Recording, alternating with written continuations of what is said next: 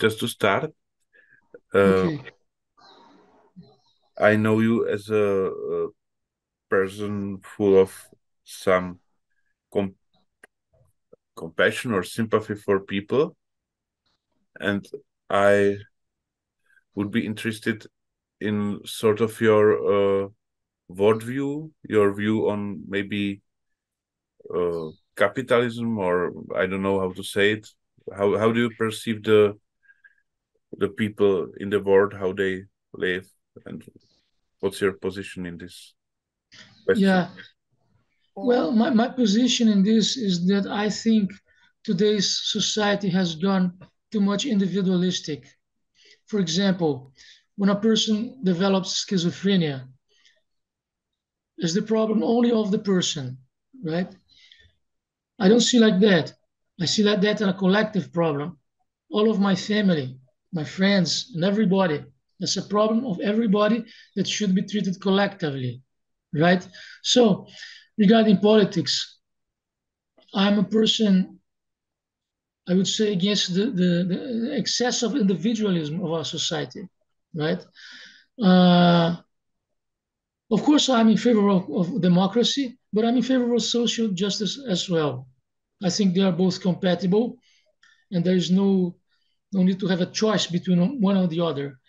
I think socialism, social justice will go hand in hand with democracy very well, and I am in favor of that. And that's how it goes regarding my own life.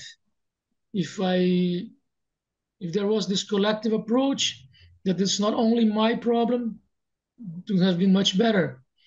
And regarding also the society, I could have had a pay, some money guaranteed for me, as for everybody.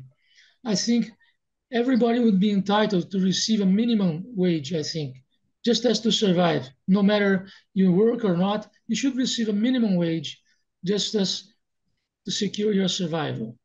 So that's me politically speaking. Regarding the internal politics of the United States now, I'm hopeful of Mr. Cornel West, although he doesn't have much intentions of voting the polls. I am most I like most Cornel West than the other Yeah. candidates. Do you believe that United States politics is important for the direction of world politics?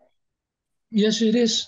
I Yeah. think the United States is a decisive power in the world stage. It is declining, everybody knows. Now we have Russia and China challenging the power of the United States, but still the most powerful country, let's be Yeah. honest. The most mighty army, the most mighty economy, the most influential country also. So Yeah. what happens there has repercussions all over the world, especially here in Brazil. If you are of the middle class here in São Paulo, for example, there is a kind of idolatry of the United States, even being unrealistic, because some folks here they see the United States as a kind of a dreamland. They think that if they go there, everything will go well. They will meet likable people. It will be interesting, lots of interesting things to do, and everybody who works is well paid, so and so forth. For many Brazilians, it's kind of a dreamland. It is not like that. You know, the United States has money problems just as any other country. It's not a political question anymore. Political. When you were told your diagnosis, and you told us that it was perceived as your personal problem. How did you live through this experience, or some?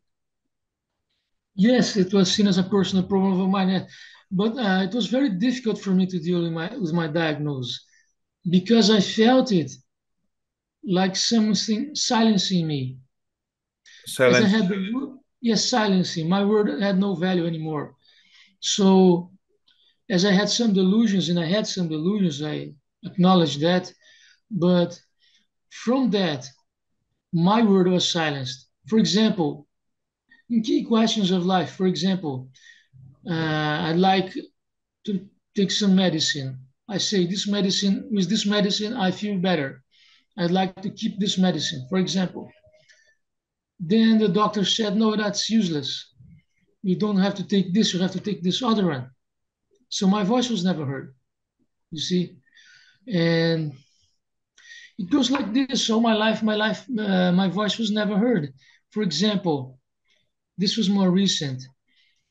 There was an American, he came to Brazil with a very good intention in mind. He wanted to make a group of people who would give talks about schizophrenia.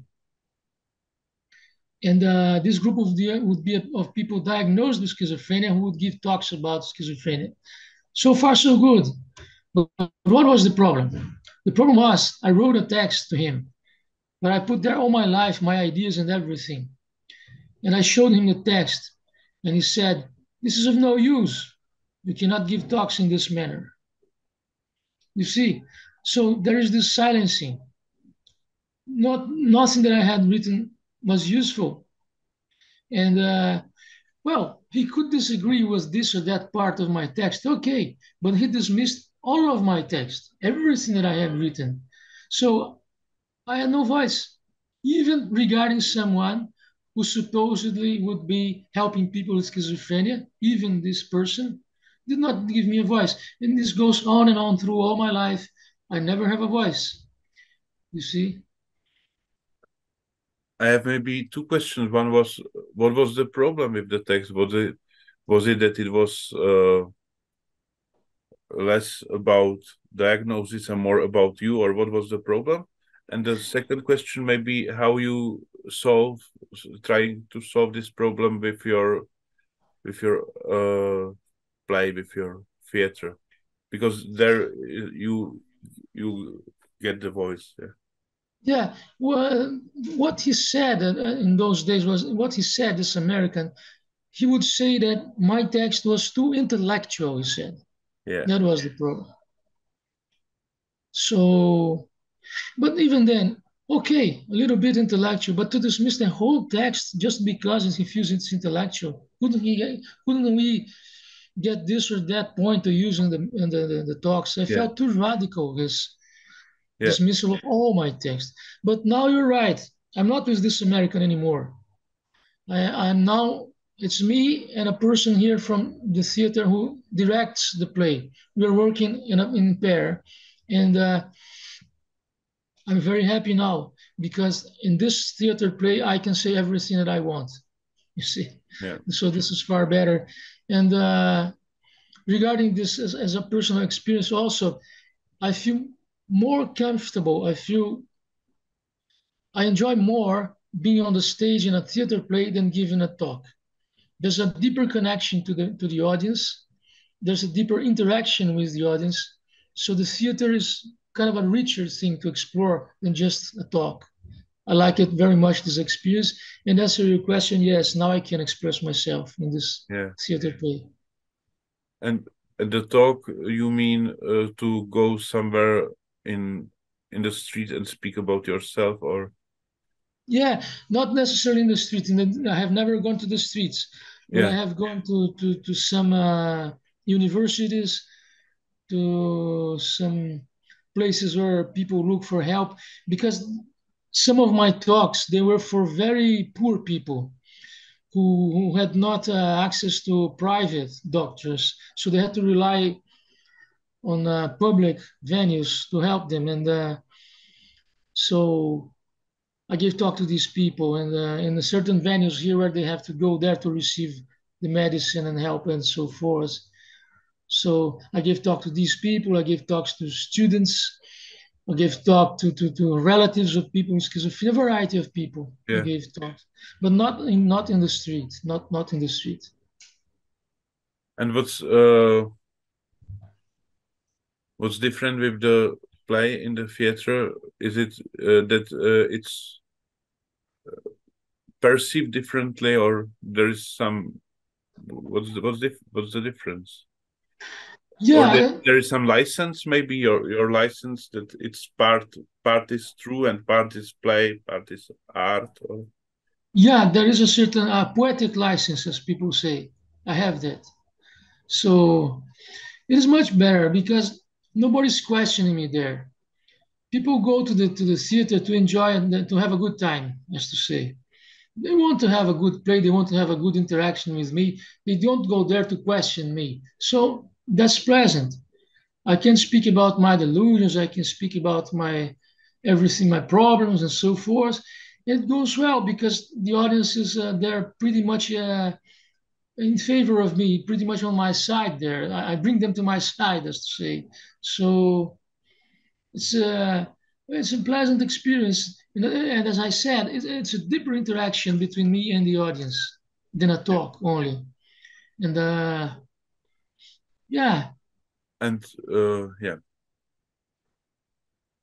And if I understand it correctly, the play starts with you speaking as the only actor to the audience. They don't know much, so they think that you are playing some Englishman, and then this Englishman who wrote the book, and then you start to mixture your life and the life from his book, something like this. Yes, you're right.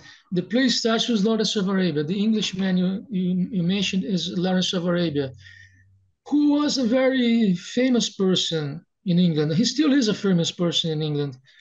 There was a movie about him with Peter O'Toole, the great English actor, who made him famous worldwide.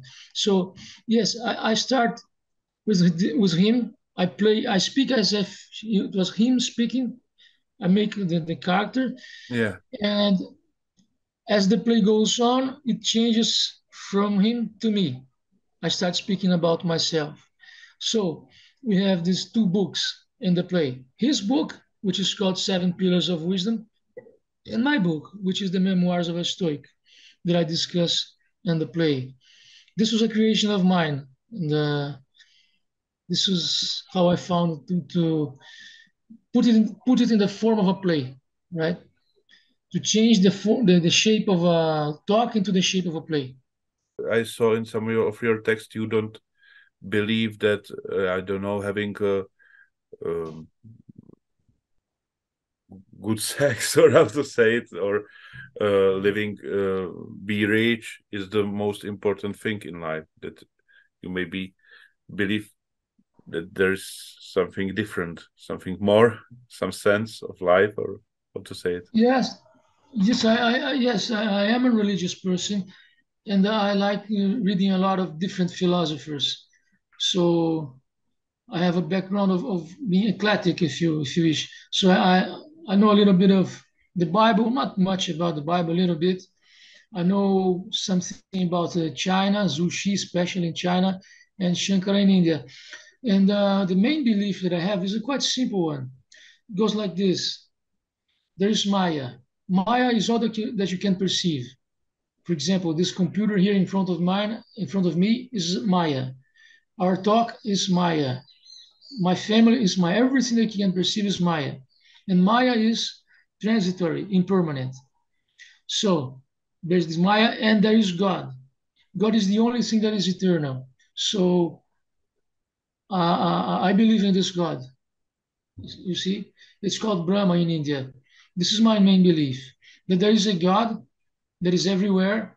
He's eternal, unchanging and eternal. And there is Maya, which is the world we perceive. This is... And you are part of the God or of Maya? I mean, you for yourself. You for yourself. Yeah, that's a very good question, man. My soul is part of God, but my body is part of Maya. Okay. So my life is an interaction between the spiritual world and the material world. It's unavoidable. We cannot forget the material world completely. It is an interaction of both. Yeah. Yes, I consider myself a religious person, and I think religion might be helpful to people with schizophrenia, to everybody, right? I was nurtured in a house where my father and my mother, they were both atheistic people. So I was creating this atheistic environment. Much later in my life, I found that I am more attuned to a religious path. It was just by myself, you see, not my family. Because my father is pretty much a scientist. Yeah. My father is a good scientist, as to say, but he doesn't have this faith that I have. So this was something I developed in my own life. I did not bring this from my home. And maybe my question would be, because I read it in your text and also in a text of someone else here in Prague, if you believe that the people, for example, with schizophrenia or mental health problems, that they are more religious or more oriented to eternal things or religion, maybe Christianity, maybe other religion than other people. Yeah, that's a good question. I have been a facilitator of peer support groups of people with schizophrenia for a while now. And some observations I have made. One thing is very interesting because quite often the psychologists, they have an accent on sexuality, you see. They have this accent on sexuality. So even for me, for example, they insisted a lot that I would be an homosexual repressed. They bothered me a long time with this idea that my problem was a repressed homosexuality. But in these groups, it is interesting. They are not so keen on speaking about sex at all. They speak about all the subjects, especially religion. They like religion. I don't know if this is particular here in Brazil or it goes for people with schizophrenia everywhere. But here in Brazil, I can assure you, they will talk a lot about religion, much more than about sex, for example. Okay. Regarding sex, they are even shy people. You see, the girls, they don't date the males in the group. There is no sexual interaction. It's very rare. In these groups, you have men and women. It's very rare that you have a sexual connection between them. Usually, we're just friends. Yeah. And the psychologists, they don't like these topics of religion, and they put pressure somewhere else. Yeah, to sexuality or... They do, man. I could give you an example. For example, I was once in a park with a psychologist, a girl, and there were two men kissing in the park, two men kissing. And she said, look, look, look, what do you think about this? What do you feel seeing that? Well, I answered her, I feel nothing. I just want to get out of here because they will complain I'm watching them. And I dream of a better world for us all, for people with schizophrenia, people without schizophrenia, a world of more solidarity, a world of standing your hand is more important than some egoistic issues, desires you may have. So I dream of a better world, a world of solidarity between men, and also a world of more social justice. I dream of that. And Democracy and social justice can go hand in hand, as I said. And I hope a better world is possible. I have faith in that. And maybe what gives you joy in life? Because I think that very often the people who exploit other people or the nature, they want to become more rich, and but I don't know if they are happy. Yeah, they're not. Yeah, because your material possessions won't give you happiness. Even your status won't give you happiness. In my opinion, what gives true happiness to us is our friendships. Our friendships in this world that provide the most. It's useless to be a rich man and have no friends. It's usually to be a rich man and notice that everybody who approaches you is interested in your money. What's the point of that?